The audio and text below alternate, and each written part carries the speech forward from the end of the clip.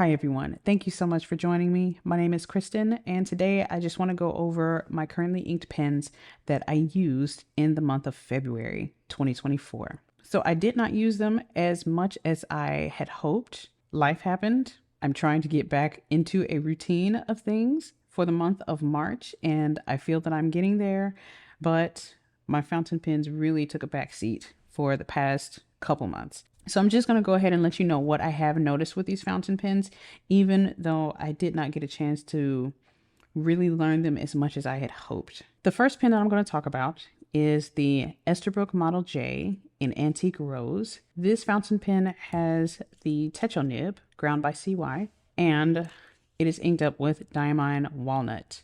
This ink color is a beautiful soft brown, and I really enjoy the shading of this ink. So yeah, this is a writing sample of that beautiful, beautiful brown ink. The pen feels a little weird in my hands. The best placement for me when I'm using this fountain pen is actually right on the threads, which is a little bit uncomfortable because my skin gets caught right there at the edge and that just does not feel good. The next best placement for my grip is actually right behind the flare at the end of the section. And so it gives me a much higher writing angle. It's not my preference, but it gets the job done. Changing the distance of my grip from the tip of the fountain pen actually does affect the line width. So I prefer choking up on the section for smaller grid sizes. This is the Leonardo Momento Grande 2.0 in the Primary Manipulation 1 matte finish. It's got a fine steel nib and it's inked up with Taccia Kurocha. This is a really nice brown ink, but it feels more like a burgundy black. So this feels like a drier writing ink than Diamine Walnut. I think I would prefer a medium nib on a pen that's this large so that I can have like a big pen and writing big and free and wild and everything.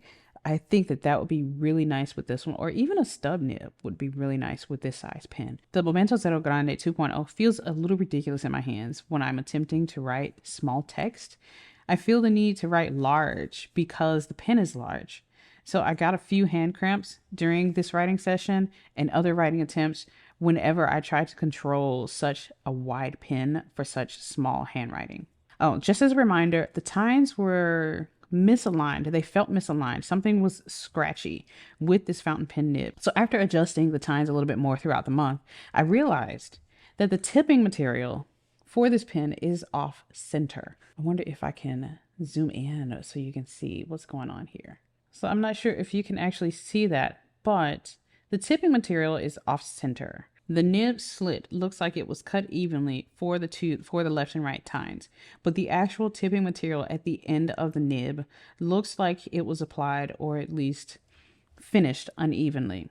So there is more tipping material on one side of the nib than there is on the other. So I don't remember if it's the left side that has more tipping material or if it's the right side that has more tipping material. But whichever way, it is uneven, which results in scratchiness with this fountain pen nib. And I did a few more adjustments with this fountain pen, so it actually feels really good right now, but I still have to be really careful with this fountain pen. I can still feel some level of scratchiness with some of my writing. And as long as I tilt the pen, make sure that the pen is centered or slightly tilted to the left side whenever I'm writing, I don't feel that scratchiness. I can minimize the effects of the scratchiness. The next fountain pen is the Kaweco Vertex fountain pen. It has an extra fine titanium nib. And this one was really interesting to use. Sometimes it felt so natural to write with this pen, and other times it was just like, what in the world am I feeling? The sensation of writing with a titanium nib is so completely different than anything I've ever experienced. I don't even know how to describe it. There is a pencil-like feedback, but there's also a bit of drag. Quite a bit of drag with this pen, regardless of the paper that I use. And sometimes it's a little bit more intense on other papers. With this writing experience on Tomoe River paper, it's actually been really good. This nib feels like the softest, most responsive hardware nail that I have ever handled. It's actually so pleasant that I don't even mind the color of the ink. I actually did not hate this ink. I used this pen a little bit more than some of my other pens in my collection because it worked and I love the feel of the writing. There's plenty of shading with this ink, and the ink color was lighter whenever I used little to no pressure, and it was a deeper and much more saturated color when I applied more pressure with my writing. And I prefer the look of this ink after it dries on Tomoe River paper. There's less of that yellow-orange color that I would see on cream Midori paper, for example. This is the Asvine V126 in matte blue. It's inked up with Diamine Fortune's Gold. There's plenty of shimmer in this one. Let's see. Sometimes there was heavy shimmer. So for example, right there's a bit heavy shimmer, and then it just kind of dissipates. So the shimmer was always present, but it was just a nice happy medium in most cases. And sometimes it would dump quite a bit of shimmer. The ink itself was less than pleasant. It's a nice enough yellow color, but it looks too light when it's wet, especially when I was writing under direct light, because it made the wet yellow ink illegible. Like I could not see or read anything that I was writing because of how light this ink looks when it's wet. I had lots of fun agitating the ink in this translucent pen, and I love that the barrel is so spacious that the repetitive task of agitating the ink does not feel like an impossible one. It was more of an enjoyable experience, and the ink mixes pretty easily. The ink is still dry, and it makes me dislike the Asvine V126 because of the writing experience. I don't think there were too many hard starts to notice whenever I used this pen and ink combination, but it was always at the back of my mind. It was always a constant worry whether or not ink was actually going to touch the paper. If I hadn't enjoyed Leonardo Blue in this fountain pen first, then I would have blamed my unhappiness with this combination on the fountain pen and not the ink. But because of my previous experiences with this pen and another ink, I know that the ink is a problem with this pairing. Next up is a really nice one. I really enjoyed this one. This is my Pelikan 140 green stripes with a fine nib. I think this pen is supposed to have an extra fine nib, but it really looks and feels like a fine nib, so I just wrote down that it was a fine. So this pen is inked up with Troublemaker Ink's Kelp Tea. This ink is gorgeous. I am so happy with this pen and ink pairing. The juicy wet Pelikan nib shines with this chroma shading Kelp Tea. I love watching this ink dry and the line variation that I get without even trying to use it, without even trying to press down too hard, is so nice. It makes my handwriting look fancier without all of the added effort. So it's just the personality of my handwriting. Yeah, I had fun using this one. It is really interesting that the ink looks like a different color here with my writing sample, and the ink looks maybe greener, a little bit more saturated here when I had more control and was writing much neater with this other writing sample. So next up, we've got my Sailor Pro Gear Slim, the Nuts model with a medium nib. This pen was inked up with a platinum mix by Ink Journal. Ink Journal calls this ink mix Majestic Spruce. I really enjoyed writing with this medium nib. This green ink color brought a much needed freshness to the color of this fountain pen. The Nuts model was one of my favorite pens last year and has been pushed to the side by so many new pens that I had acquired in the past few months. But in the future, I think because of this experience, in the future, I want to use much more vibrant inks in this pen to see if that will renew my fondness for it. It was so nice, but I was getting a little bit bored with it. And I think that this was like the refresher that I needed to enjoy this pen again. This one, oh, this one broke my heart. This is the Sailor Pro Gear Slim Dragon Palace with a medium fine nib. It's so precious. And I love this pen because it was a Christmas gift. This pen was inked up with Pennonia Ink Laboratory Z15. It was from the November 2023 Ink Flight box. The ink is a really nice color. It's not an exact match for the fountain pen, but the softness of the ink color complements the color of this pen really well. In my first impressions video of this month's fountain pens, I noticed that there was a lot of scratchiness. I worked on the scratchiness of this nib throughout the month, and I've got some good news and bad news. The good news is that I removed the scratchiness from the nib, but the bad news is that that signature Sailor pencil-like feedback is now gone. It broke my heart. I really like this pen, and now it doesn't quite feel like a Sailor anymore, even though it feels like really nice, really smooth, really cool, but it just doesn't feel like what I want it to feel like. And I'm glad that I learned this lesson on the Sailor Dragon Palace, because this isn't one of my more expensive Sailor fountain pens.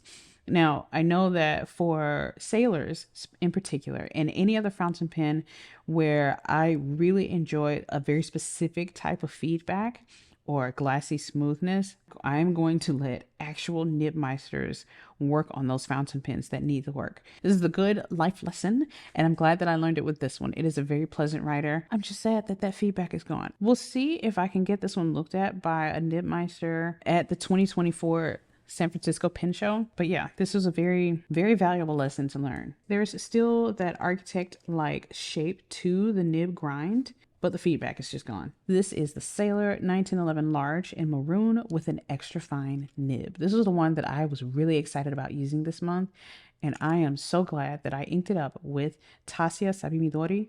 It is such a beautiful ink color, and I think it matches so very well with this Sailor Maroon fountain pen. I was so happy with this pairing. So happy. This might be my favorite pen of the month, at least for smooth paper and smaller writing. I love the juicy extra fine lines that I got from using this fountain pen, and the ink color is a beautiful match. Now, when I attempted to write on lined paper, which has a much higher line height than my typical grid paper, I almost cringed at the sensation. So this I love using on smaller grid sizes with smaller handwriting. Large fast writing with this fountain pen feels scratchy. Like the feedback is way too harsh, even on smooth paper like Clairefontaine. This is my TWSBI Diamond 580 AL in silver, and it's got a fine nib. I forgot how much I enjoy this TWSBI Diamond 580 fine nib. It is really, really nice. It's like crisp, but also juicy at the same time. It's very enjoyable. But after writing a few lines with it, I realized that some of my upstrokes feel a bit sharp on the page. And I'm trying to decide if I want to run that edge over some micro mesh to dull it a bit, because sometimes it feels like I'm almost scraping the paper whenever I write with this pen. Now, the ink is nice. It is reliable. Unfortunately, I left this pen out on my desk for days at a time, so the ink was exposed to bright natural light and artificial light, and I noticed that the ink has lost some of the saturation in my writing sample. I wrote the first half of this sample at the beginning of the month, and I wrote the second half, which is noticeably lighter, towards the end of the month. And I am convinced with this writing sample that it is best to store my pens when I'm not using them, even when I'm still in the middle of a writing session, because that writing session lasted for several days. So the first part of this writing sample I wrote towards the beginning of the month, and then I just put all of my fountain pens down. I didn't write for several days, maybe weeks, and I came back because this fountain pen was still left out on my desk under bright light.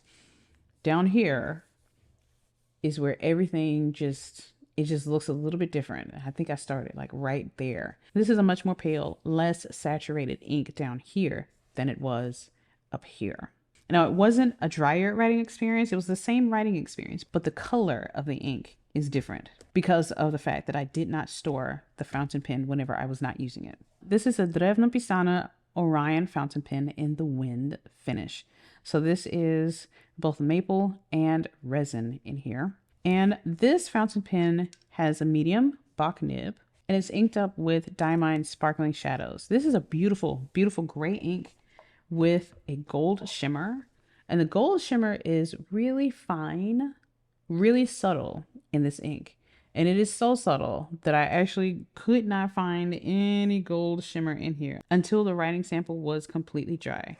And I think there's a little bit of gold right here, but there was none to be seen, not very much, anywhere else in this writing sample. So I wanted to do another one afterwards because this is one of the fountain pens that I just let sit for weeks and weeks. So I was wondering if the lack of shimmer was because of the fact that I had not picked up this pen in so long. And so I did another writing sample, and there is plenty of shimmer up here at the very top. So I did this writing sample pretty soon after using it here. I wanted to see if the new writing sample would look exactly like this or if it would look a little bit different because I had warmed up the pen. There's quite a bit of shimmer going on at the beginning of the writing sample, but then it kind of evens out toward the bottom, and I only see hints of shimmer down here in the heavier pooling areas. So where you'll see the darker shading, you'll also see a bit of shimmer, but it's very, very subtle. So this pen and ink pairing was a little bit underwhelming. I wish I was able to see much more of the gold and much more of a deeper gray color, a much more moody writing experience. I guess that's what I was looking for with this one, but I did not get that. I think it had dried out after a while, and I needed to prime the feed. And so after priming the feed, it wrote pretty reliably. I just wish that it was a much better experience. Here are the two fountain pens that are both inked with Diamine Sweet Dreams. This is the Platinum 3776 Century with a soft fine nib, and this is the Kaweco AL Sport with a fine nib. And you'll see that it's much more saturated, a little bit deeper pink over here with the Platinum nib than it is over here. The fine nib in the Kaweco AL Sport does lay down a wider line, but it writes much more dry than this fountain pen does. Let me bring you closer so you can see. This is a writing from the Platinum 3776 Century with a soft fine nib. And this is the writing from the Kaweco AL Sport with a fine nib. I really enjoyed writing with the Platinum 3776 Century. This was probably the best writing experience that I have ever had with my Platinum 3776 Century. It felt like it was a lubricated ink in this pen.